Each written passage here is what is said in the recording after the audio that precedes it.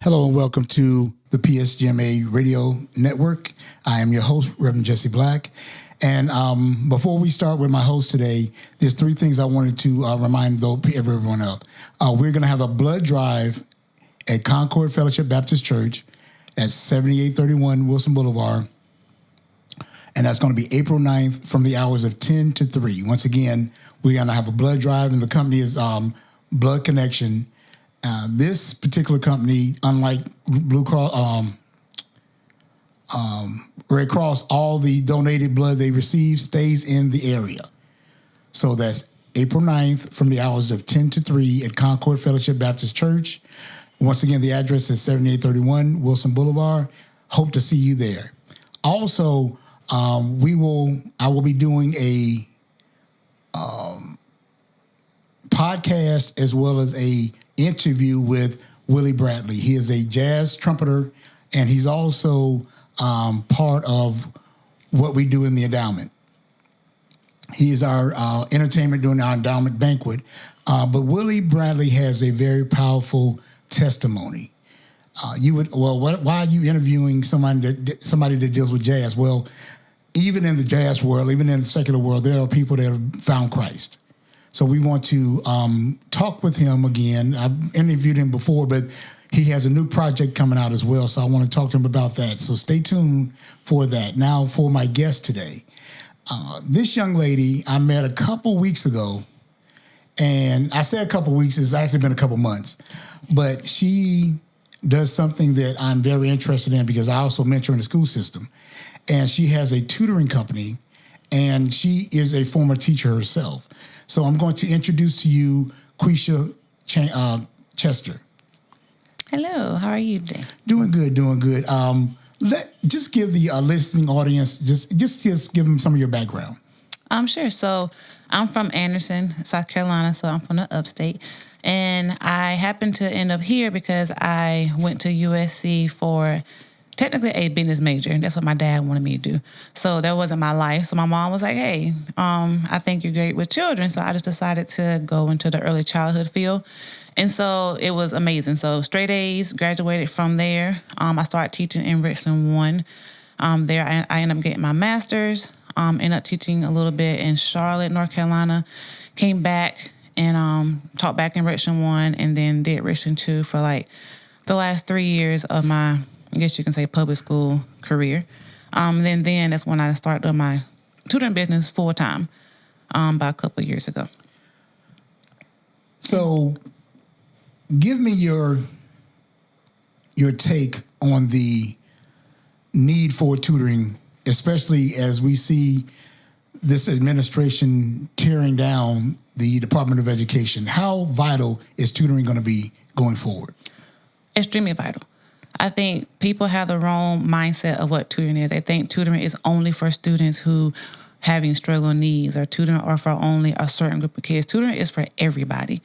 My tutoring isn't probably your typical tutoring. I know there's tutoring out there like Kumon and Sylvian, but in my tutoring, we actually are teaching skills that students are missing. So we're not just doing homework. That's one of my biggest pet peeves is I am not doing homework. Homework is for parents to work on. My job is to help your child learn what they missed or to push them ahead. So knowing what's going on in the world today with the public schools, with the children's learning, it is vital that parents try to get extra support beyond the school to try to get their kids help. Not with just anybody, but find those people who really understand the state standards and understand how kids learn, because it's pretty much running down to the last hope. And I'm feeling like and most parents will tell you that I'm their last hope because there's nothing else out there for them to reach out or to get that support within the school system. I understand that you do have a company that you created, an organization that does tutoring. First of all, how long have you been actively doing this? And then my follow-up question will be, what are some of the roadblocks that you have run into? So I started maybe like in 2012. I remember I was teaching at an Increase school, and I was so blown off by how many of my kids were behind. And at this school, I actually taught a kindergarten class, and these children were way behind. So I started offering after-school tutoring, and my only thing was pick your child up on time. I didn't care about none of that, just pick them up on time. So I started doing that, just like informal tutoring. And then some of my students' parents that I was teaching, they wanted me to tutor their children because they saw how much their child was growing. So that ended up turning into mobile tutoring. So I started going from house to house to go tutor. And then I ended up tutoring from the library because I got too many kids to go to house. COVID hit. And then, of course, I had to, sit down and do it out of my house. And then now, like, we're in a building with over 120 students that we serve from pre-K to kindergarten. So it actually became an LLC in 2017 is when we initially made it, a real business, or I made it a real business. And now we're just flourishing with all the results that we're getting from parents and how pleased they are to see how their children are actually growing. Okay. So what have been some of the roadblocks or obstacles that you've run into, let's say, not necessarily from the family standpoint, but from the child standpoint? You said a lot of them were behind. Is it the academic side of it, or is it the family side of it that's causing these issues? It's a little bit of both. I think the first part is the family side is that most families, and I'm not saying all, like I said, most families are not as involved as they can be in their children's education. Like, it's so important. Like, we shouldn't just send our children to school and then expect the teachers in the school to just do everything. Like, it starts at home. Everything starts at home. So parents need to know what their children should be learning in each grade level. Things that are going on inside the school, asking questions, and some parents just aren't doing that. And so you wait until the end of the school year, and then someone tells you, "Oh, well, your child is failing," and it's March or April. And then we've been through the whole year when parents should have known that their child did not know something, because that's an ongoing thing that should be happening throughout the week, not just waiting for the teacher-parent conference. And, the other thing is that some kids just have learning disabilities. I think now we're actually starting to see a lot of learning disabilities in a lot of students, and that's including like ADD, ADHD, dyslexia is one big one that's really becoming a really big one now that's popping up a lot. And it's just that those roadblocks that kids are facing that is hindering them from learning. So every little aspect plays a big factor in it. But I always say that, we can't rely on the school system to do everything for us, and it all starts at home. And it, in the village, we don't have that village no more that we used to have. So kind of like me tutoring, I'm part of that village to help parents to stay alert and then stay aware of what's going on in the schools and not just take a seat back and thinking that it's like daycare. Okay. Now, you actually touched on some of the preventive measures, and that's where I want to go to next. For the community, you mentioned HDAD and these other things. Is it environmental? Is it cultural? What are some of these issues that are causing? What are some of the issues that's causing these children to struggle? I just had 2 Title I meetings back to back in 2 different schools just the other day. And one of the things that you and I talked about that they had no clue you and I talked about was the understanding that kindergartners and first graders do not understand the alphabet. They don't know how to sound out the alphabet no longer. There's things that we grew up with that were already ingrained in us. I might say that when we left home, we understood the ABCs and 1, 2, 3s. Now we have, you mentioned COVID, but I don't really think COVID is the issue. I think the issue is, you mentioned the village. Mm-hmm. And I think the village needs to stand back up. So give me your take on what the village should be doing now holistically. Yep.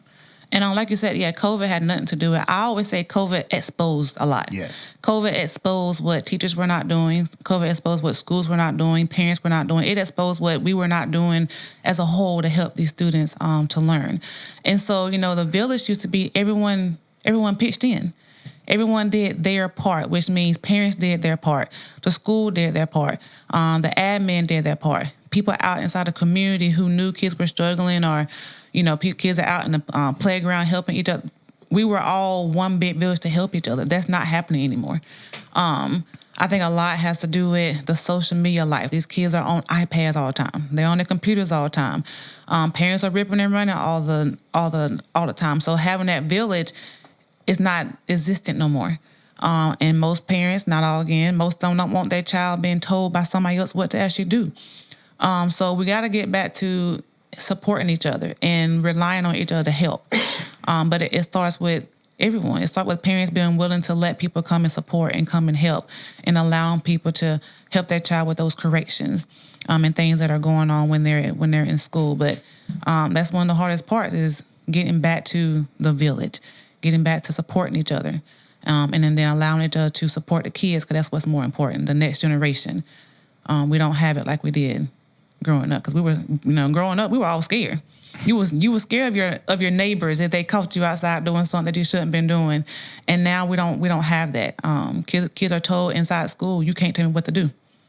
You're not my mama.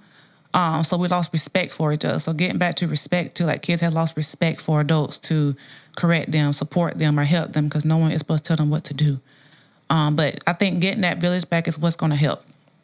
It's going to help the community. It's going to help the kids, and it's going to help this next generation that we need to be raised up correctly. Thank you for that statement, because that leads me to my next point. As a mentor, as I go into these schools, as I go into the classrooms, I'm seeing the behavior. I'm seeing that a lot of these kids are actually smart. Mm-hmm. They just don't know how to deal with that energy they have, that misplaced energy. And then they act out.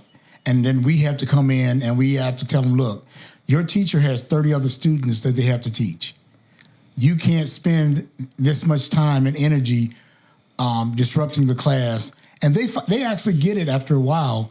But I think going back to the village, doing what it's supposed to be doing, and that's where I'm employing more men to get into the school system, to quit making excuses on why you don't have time. So when LaJohnny knocks in your window to come in your house, you want to go to the news media and tell the police what they're not doing. You want to tell everybody else what they're not doing. But what are you doing? Where's your place in that village? Whether you be the uncle, the grandfather, the cousin, even the stepfather, the neighbor, the barber. I can go down the list, because there's 8 houses we're dealing with, and most people don't understand it all starts with your house. So if you don't understand what Keisha's talking about, come talk to us. Come talk to her. She has the ability to show you this child can prosper and grow if you water. Why did I use the word water? Well, when we teach, we're watering. We're pouring into our kids. We're pouring into our families. We're pouring into our communities. Then we'll see we call it a harvest. We'll see these kids starting not to behave badly. We'll see them starting to grow, starting to mature, and starting not to act out. Because what happens is, once they leave that schoolhouse, if they're acting the wrong way, they're going to end up in that courthouse. And then you're going to want the church house to deal with your house at the courthouse. But you didn't deal with us in our house. You didn't come to the house of faith. You didn't see where it was important for all those communities, all those family members to come together. This is vitally important, because as this young lady has said, just give them a number of how many students you're tutoring right now. So we have about 120, and that's from pre-K to high school. 120. Yes, and counting, because they're, I have parents calling every week, but we're so full, because I believe in quality and not quantity. So it's just trying to get, when parents find out there's something out there to help my child, and there's someone out there willing to do it. I'm not your typical tutor, like I said. I don't have any children, so I can spend that time and pour into the village. I'm up super early in the morning. I'm up at 4:30 in the morning. I do work a little bit within the schools during the daytime. Then I start tutoring at 3. I'm not done some nights until 10 or 10:30 at night. And I'm talking about Monday through Friday, that I'm pouring into your child. So if I'm pouring into your child as much as I can, I expect the same thing from parents as well, to give that effort. and not have that mindset of I'm paying you to do a job. Okay, yes, you pay me to do a job, but I'm doing more than my job. Because my job is just a tutor, but I pour into those kids, like you said, I pour into them life lessons. Most of them act up because they don't know how to do the work. That's why a majority of these kids are in school showing out, acting up, because they don't want other friends and people to know that I cannot read or I cannot do this math. So then here we are, you're disrupting class because you know for your own self that I'm not capable of doing something. So now we have low self-esteem. We're not confident. And so now we're acting up in class, but we don't know how to read a book or read simple words. And once we break into that, then they start, like you said, and then the behavior slows down because now, I can read. Oh, I can work on my math. Oh, I can do this. And so then you see that behavior kind of slender down. But once again, it takes the whole village. It takes everybody to pour into that child to help them to get to where to be. We shouldn't wait till 4th and 5th grade to find out that my child on kindergarten reading level. You should know in pre-K, my child's behind. Because we should know colors and alphabets and sounds. And my child does not know any of that. That should be a concern for parents. But like you say, we got to get back to the community before they get to the courthouse.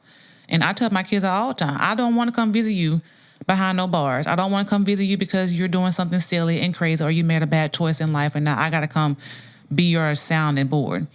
Let's fix that now. Let's fix it before we even get there.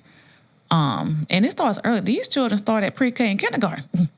And now we're not even talking about the middle school and then high school kids that we expect it from. We're talking about pre-K and kindergarten children who are getting expelled from school. Like, why are you getting expelled from school in kindergarten? Why are you getting sent to an alternative school? They call it reset, I think, in one of the districts. Why are you getting sent to reset in kindergarten? You're 5. Like, you should be in school learning how to read and write and then get along with others, but we're putting you in reset for 6-7 weeks so you can get yourself together. So it starts early. And I feel like earlier we got to get into this early intervention of letting parents be aware of it starts now. Not when they hit kindergarten. It starts when they're 3 and 4 years old. Making sure that those children have what they need to be successful, especially in today's society. And see, what she's talking about is being proactive instead of being reactive.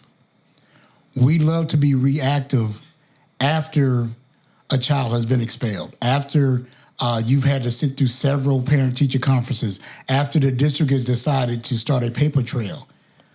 I'm saying these things because what they're trying to put in place now with these charter school vouchers is a way to go back to segregating the schools, because you do realize that once your child has that paper trail, they're no longer guaranteed or even looked at for a charter school.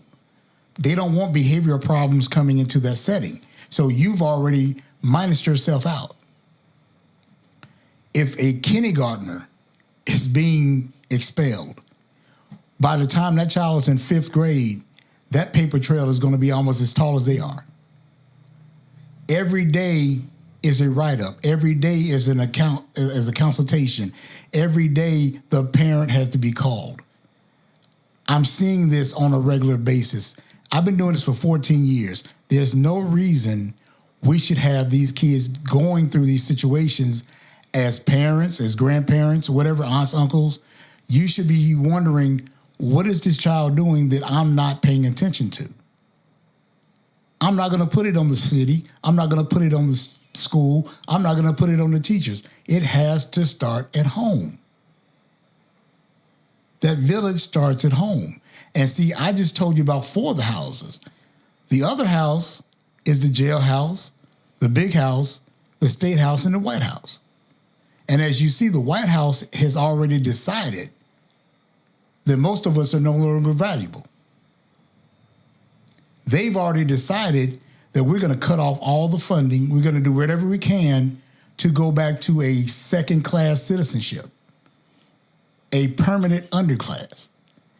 And it's all because we're not paying attention in your house. We need to start getting it right to where these preschoolers, these kindergartners, are being able to sound out words, letters, understand colors. By the time they get to the 5th grade, and this is what I found that was very disheartening. I was in a school just recently, and the teacher was asking a student to read. And this young person acted out and got put out of class all because they could not read. So when I stopped them in the hallway and asked them, they gave me the truth. I said, well, do you rather sit behind bars? Because that's where your behavior is going to lead you. Well, no, I just have well, state you have a problem. There is help here. That's why I'm interviewing Ms. Chester now, because there's help here now. So before I end this interview, do you have any last words you would like to give to the public? It's just that we gotta change our mindset. I think as a Black culture, we have our closed mindset. Something that you said that triggers something in me thinking is that when we look at children, and then we just, like you said, like the young man, he said, he couldn't read. That's why he acted up. One thing I think that we do such a poorly job as the Black culture is that we don't ask for help. It makes us look weak because we don't know something. And so I try to tell my kids, nah, baby, you have to ask for help. That's what makes you smart, is when you ask things that you don't know. But for some reason, we think that asking questions make us look weak. We don't look tough if we don't know the answer. So we're not even gonna ask for help if we're sitting there drowning. And we gotta ask for help. It's okay if you need help. Like, that's why I am here. And I tell my parents all of the time, call me. If I don't care if I'm asleep, if it's important and you got a concern about your child, I'm here to help. Ask for help.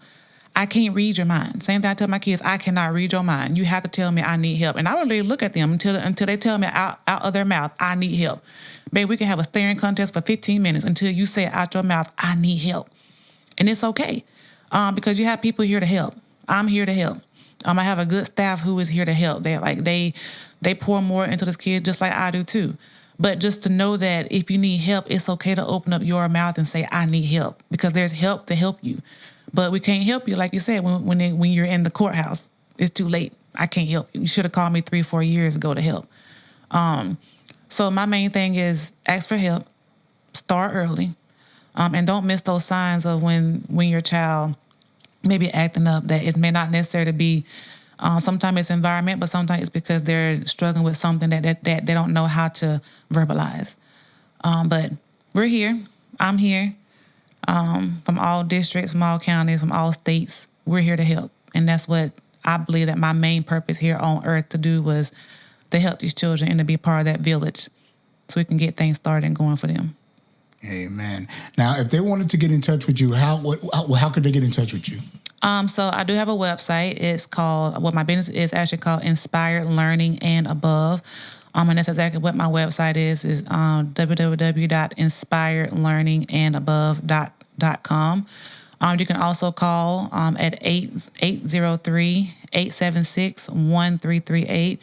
That's another way to get in touch with me. Those two are probably your best ways. And you can also Google us. We're on Google.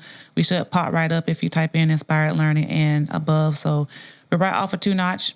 We're here. So we're right by Interstate. So there's no reason why District 1, 2, I got people from Fairfield County who drives, people from Red Bank, Lexington, Irmo area. So there's no reason why you can't get to us. We also have virtual sessions. So if there's a reason why you can't get to us, we have a way to get to you virtually too. So those are different ways to get in contact with me and our staff so that we can start the process of getting your child some help. Quisha, thank you for coming on. And once again, as we get ready to wrap up, this is vitally important. This is why I brought her on. I believe that we need to start being proactive instead of reactive. And once again, I just want to thank you all for tuning in. May God bless you is our prayer. Thank you.